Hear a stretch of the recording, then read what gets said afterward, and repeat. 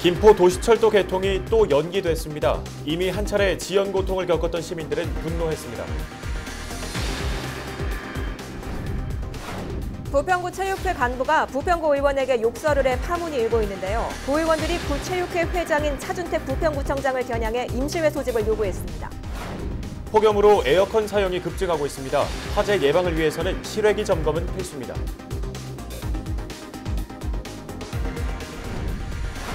지역 물놀이장이 피서철을 맞아 개장 준비에 들어갔습니다. 우리 집 앞에서 즐길 수 있는 물놀이장 살펴봤습니다.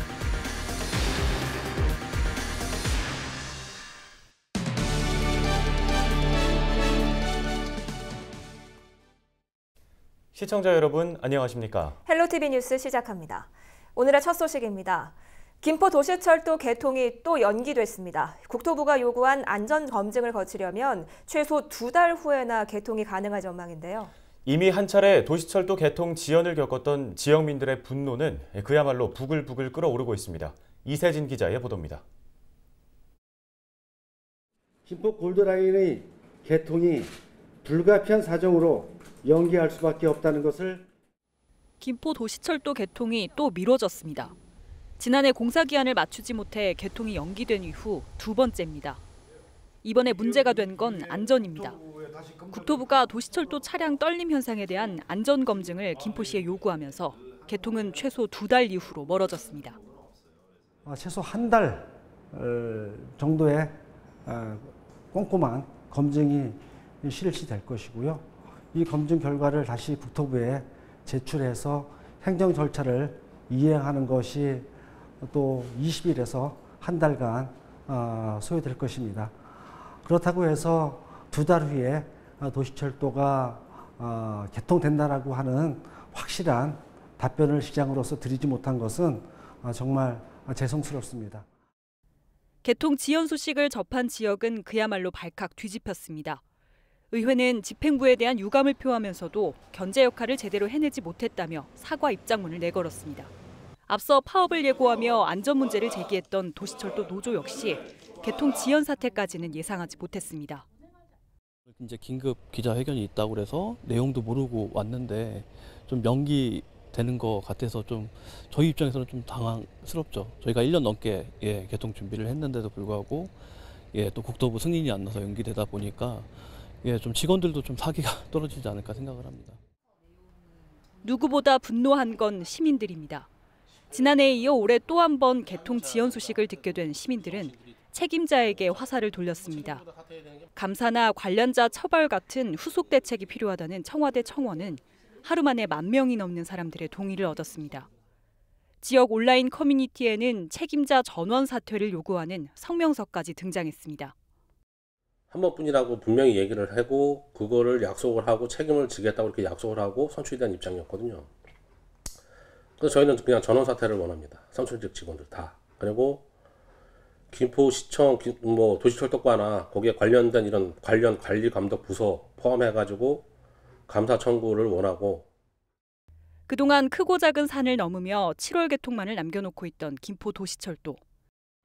이번엔 안전이라는 장벽 앞에 또다시 멈춰서면서 시민들의 애물단지로 전락하고 말았습니다. 헬로티비 뉴스 이세진입니다. 부평구 체육회 간부가 부평구 의원에게 욕설을 해 파문을 일으켰던 일 보도해드렸는데요. 야당 부평구 의원들이 이에 발끈해 임시회 소집을 요구하고 나섰습니다. 구체육회 회장인 차준택 부평구청장에게 책임을 묻겠다는 것이어서 신경정리 예상됩니다. 이재필 기자가 보도합니다. 야당 부평구 의원들이 8일 임시회 소집 요구서를 부평구 의회에 제출했습니다. 요구서에 동의한 의원은 모두 7명. 지난 6월 부평구 체육회 간부가 공현택 부평구 의원에게 욕설한 것을 따지기 위해서입니다. 해당 간부는 공현택 의원이 부평구 체육회에 대한 관리 감시 방안을 추진하자 육두문자를 날린 것으로 알려졌습니다. 격앙된 야당 부평구 의원들은 구정질의를 통해 현 구체육회 회장인 차준택 부평구청장에게 책임을 묻겠다는 입장입니다. 특히 파문의 주인공은 지난 지방선거 당시 차준택 구청장의 선거대책위원으로도 활동한 바 있습니다. 앞으로는 정말 이런 일이 일어나면 안 되겠다 그런 생각이 들어서 이번 기회로 정말 거울 삼아서 좀 더 우리 의원님들이 소신 있고 왕성한 의정 활동을 할 수 있게끔 그렇게 되기를 바라는 마음에 집회 요구를 하게 됐습니다. 지방자치법상 재적의원 3분의 1 이상의 요청이 있을 경우 구의회 의장은 15일 이내에 임시회를 소집해야 합니다. 부평구 의원 18명 중 7명의 동의로 임시회 소집 기준은 충족하는 상황. 하지만 여당 의원 수가 과반을 차지하는 만큼 임시회에서 구정질의 안건을 둘러싼 팽팽한 줄다리기가 예상됩니다. 헬로티비 뉴스 이재필입니다. 학생들이 학교에 있는 낮 시간대 교실 옆에 있는 LPG 가스가 폭발한다면 정말 상상할 수 없을 만큼 큰 피해들이 발생할 텐데요. 지난 3일 김포의 한 중학교에서 이런 일이 실제로 일어날 뻔했습니다. 급식실에서 사용하는 LPG 가스가 누출된 건데요. 다행히 안전점검을 나온 소방대원들이 가스 누출을 조기에 발견해 사고를 막았습니다. 김진재 기자가 취재했습니다. 학교 비정규직 노조가 파업을 시작했던 지난 3일. 조리사들의 결근으로 김포시 한 중학교 급식실은 텅 비어 있었습니다. 이날 이곳으로 화재 안전 특별 점검을 나섰던 김영석 조사관은 당시 생각을 하면 아직도 가슴이 철렁합니다. 만약 자신이 가스 누출을 발견하지 못했다면 자칫 학교에서 대형 참사가 발생할 수도 있었기 때문입니다. LPG 가스 냄새가 좀 심하게 난 그 상황이었습니다. 부주의에서 일단 그 가스 폭발 사고가 일어날 수도 있는 부분이거든요. 이제 그 부분에 대해서 일단 다행스럽게 좀 발견을 해서. 네, 당시 점검이 이루어졌던 가스실입니다. 보시다시피 가스실과 교실이 바로 인접해 있기 때문에 만약 조기에 가스 누출이 발견되지 않았다면 자칫 큰 사고로 번질 수 있던 상황이었습니다. 문제가 된 건 액체 상태의 가스를 기체로 변환시켜주는 기화기. 당시 기화기 이상으로 가스가 누출됐고 이 가스가 가스실 내부에 1m 가까이 쌓인 겁니다. 특히 가스가 새고 있던 시간, 2, 3학년 학생들은 모두 교실에서 시험을 치르고 있었습니다. 만에 하나 LPG 가스가 그대로 폭발했다면 대형 인명피해로도 이어질 수 있었던 상황. 학교 관계자는 다행히 소방대원들이 조기에 문제를 발견해 사고를 막았다며 감사의 인사를 전했습니다. 그분들한테 너무 감사하다는 말씀을 좀 전해드리고 싶고요.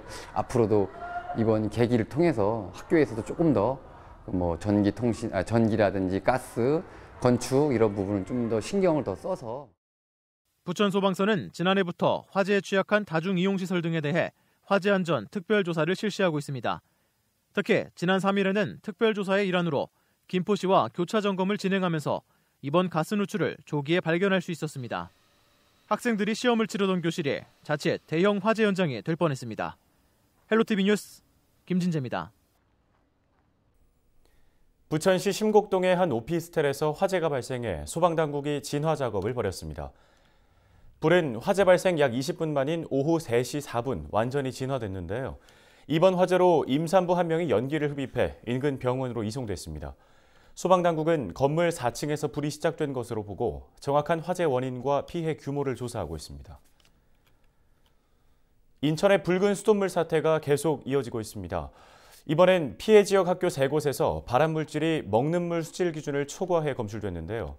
지난 1일 실시된 수질 검사에서는 서구 지역 학교 3곳의 수돗물에서 발암물질인 총트리할로메탄이 기준치를 초과해 검출됐습니다. 이에 대해 인천시는 저수조 문제로 판단된다며 저수조 청소를 마친 후 실시한 수질 검사에서는 모두 기준치 이내로 확인됐다고 설명했습니다.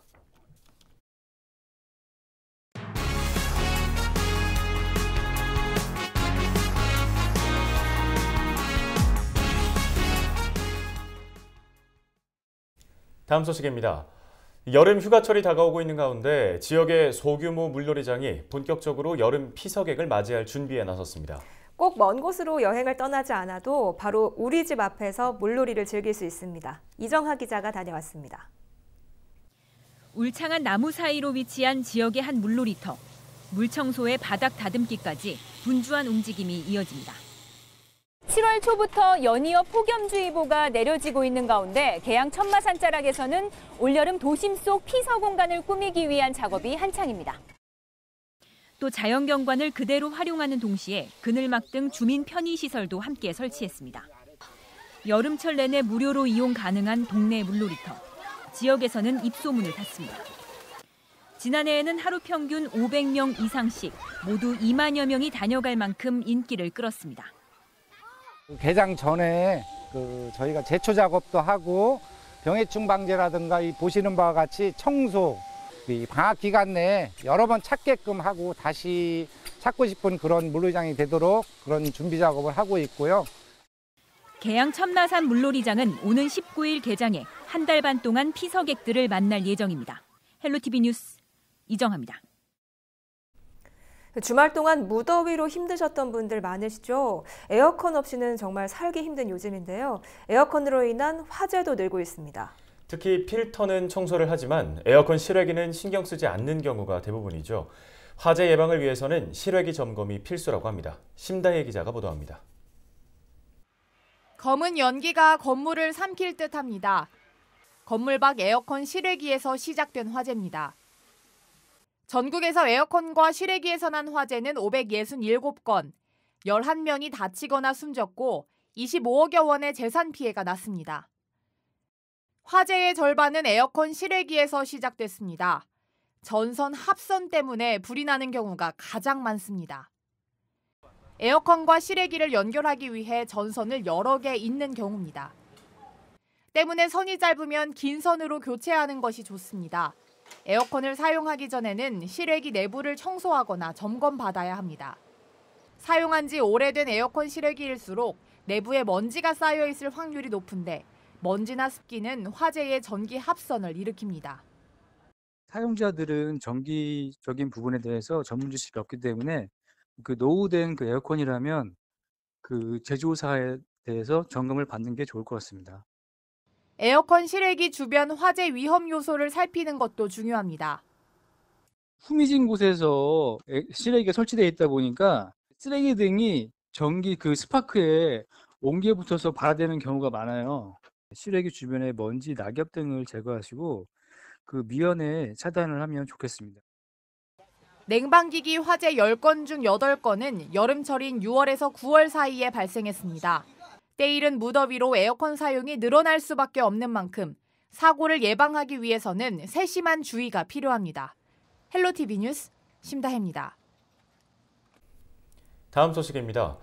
일본 정부의 무역 보복으로 우리 반도체 업계가 비상입니다. 전국의 반도체 기업 절반 이상이 경기도 내에 소재해 있는데요. 경기도가 이에 대한 대응책을 내놨습니다. 최지현 기자가 취재했습니다. 반도체 제조 관련 품목의 수출 규제를 선언한 일본 정부의 무역 제재 첫날. 아직 직접적인 피해를 호소할 시기는 아니지만 타격이 생각보다 클 수 있어 기업들은 바짝 긴장하고 있는 모습입니다. 규제를 해서 이렇게 물량을 줄이든지 이렇게 아마 나갈 거로 생각이 들고요. 지금은 어느 정도 재고가 있으니까 아마 향후 한 몇 개월은 괜찮겠지만은 좀 더 시간이 지나면 아마 이제 그런 부분도 상당히 타격을 받을 수도 있죠. 경기도 내 반도체 기업은 2,140여 곳. 전국 반도체 기업의 55.4%, 절반 이상이 위치해 있습니다. 경기도는 사태가 장기화될 땐 특히 도내 기업들의 피해가 클 것으로 예상하고 있습니다. 이에 빠르게 단기와 중장기로 나눠 대응책을 마련하고 오늘 긴급 브리핑을 열어 대책을 설명했습니다. 먼저 피해 신고센터가 수원 소재 경기도 경제과학진흥원 내 설치됐습니다. 경제기획관이 총괄해 매 신고 접수 내용을 분석하고 관계기관이 현장 실태 조사 후 관련 문제에 대처합니다. 피해 발생이 확인되면 경기신용보증재단을 통해 100억 원 규모의 긴급 경영자금을 지원하고 기존 융자금의 상환을 유예하는 등 피해 규모와 기간을 고려해 지원 규모를 확대하기로 했습니다. 중장기 대책도 나왔는데 일본 기업이 독과점하고 있는 제품의 현황을 전수조사해 대체 기업을 유치하고 부품 국산화를 추진하겠다는 전략입니다. 반도체 시장의 일본 독과점 전수조사를 전격 실시하여 감춰진 독과점 폐해까지 모두 발굴해 나갈 예정입니다.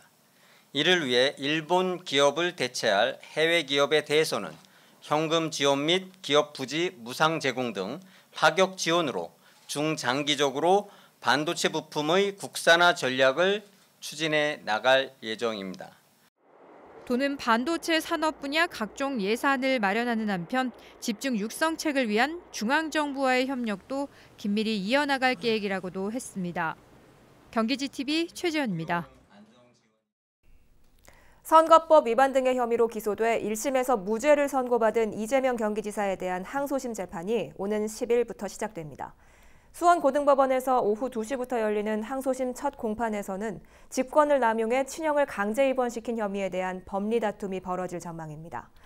또 성남시 대장동 개발 사업에 대한 과장 혐의에 대해서는 이익 자체가 허위가 아니라는 1심에 대한 검찰의 반박이 있을 예정이며 검사 사칭 사건에 대해서는 누명을 썼다고 말한 부분은 검찰이 명백히 허위 사실이라고 맞서고 있어 재판 결과에 관심이 모아지고 있습니다. 부천FC 사회적 협동조합이 국가대표로 선발된 부천FC 유소년 선수들에게 훈련용품을 전달했습니다. 부천FC 협동조합은 13세 이하 국가대표팀에 소집돼 한일 교류전에 출전하게 된 박민준, 김지성 선수에게 훈련용품을 전달하고 격려했습니다. 협동조합은 이에 앞서 14세 이하 국가대표에 선발된 이병찬 선수에게 훈련용품을 전달한 바 있습니다. 이병찬 선수는 지난달 25일 중국에서 개막한 우한컵에서 골을 기록하는 등 우승을 차지하는 데 기여했습니다. 경기도가 도의회에 시내버스 요금 인상에 대한 의견을 듣기 위해 의견 청취안을 제출했습니다. 의견 청취안에는 교통카드 기준 일반형 버스는 200원, 좌석형은 400원, 경기 순환형은 600원을 인상하는 방안이 제시된 것으로 알려졌습니다. 또 버스 서비스 개선을 위해 친절한 버스기사에게 포상을 제공하는 내용이 포함된 것으로 전해졌습니다. 경기도가 도민 1,000명을 대상으로 행복 척도를 조사한 결과 48%가 행복하다는 답변을 한 것으로 조사됐습니다. 이번 조사는 가장 행복한 삶을 100점으로 했으며 행복하다는 범주의 답변인 70점대 이상이 48%로 나왔습니다. 세부적으로는 가족관계가 75점으로 가장 높았고 정신적, 육체적 건강과 친구, 이웃과의 관계, 주거환경 순으로 나왔습니다. 연령별로는 20대가 70점으로 가장 높았고 고령층일수록 낮게 나왔습니다. 이번 조사는 경기도가 여론조사기관인 K스탯 리서치에 의뢰해 지난 6월 15일부터 16일 전화 면접 조사 방식으로 실시됐으며 95% 신뢰 수준의 표본 오차는 플러스 마이너스 3.1%포인트입니다. 제2경인선 광역철도 건설 사업이 예비 타당성 조사를 시작합니다. 인천시는 제2경인선 건설 사업이 기재부의 예비 타당성 조사 착수 사업으로 최종 결정됐다고 밝혔습니다. 제2경인선은 예비 타당성 조사를 통해 경제성을 확보할 경우 사업비의 70%를 국비로 지원받게 됩니다. 인천시는 예비 타당성 조사를 통과하면 기본계획 고시를 거쳐 2024년 하반기에 착공할 예정인데요. 제2경인선은 인천과 신천, 광명을 잇는 연장 18.5km의 광역철도입니다. 인천시가 여름철 폭염을 대비해 취약계층 보호를 위한 무더위 쉼터 817곳을 운영합니다. 시는 삼산체육관 등 800여 곳을 대형 무더위 쉼터로 지정해 폭염이 극심한 7월 말부터 8월 초까지 문을 열 계획입니다. 또 계양구, 서구 등에서는 찜질방 쿠폰과 지하철 내부 무더위 쉼터 등도 함께 제공할 계획입니다. 지난 6일 부천시 괴안동의 한 연립주택 철거 현장에서 공사용 가림막이 도로 쪽으로 쓰러지는 사고가 발생했습니다. 이 사고로 주차돼 있던 차량 2대가 파손됐습니다. 다행히 인명피해는 없었습니다. 부천시와 소사경찰서는 가림막이 지지대 철거로 발생한 콘크리트 잔의 무게를 견디지 못하고 넘어간 것으로 보인다고 밝혔습니다. 장덕천 부천시장은 이날 자신의 SNS를 통해 현재 부천시 내에 철거 공사 중인 곳은 47곳이라며 사례 전파와 감독을 더 강화하겠다고 약속했습니다.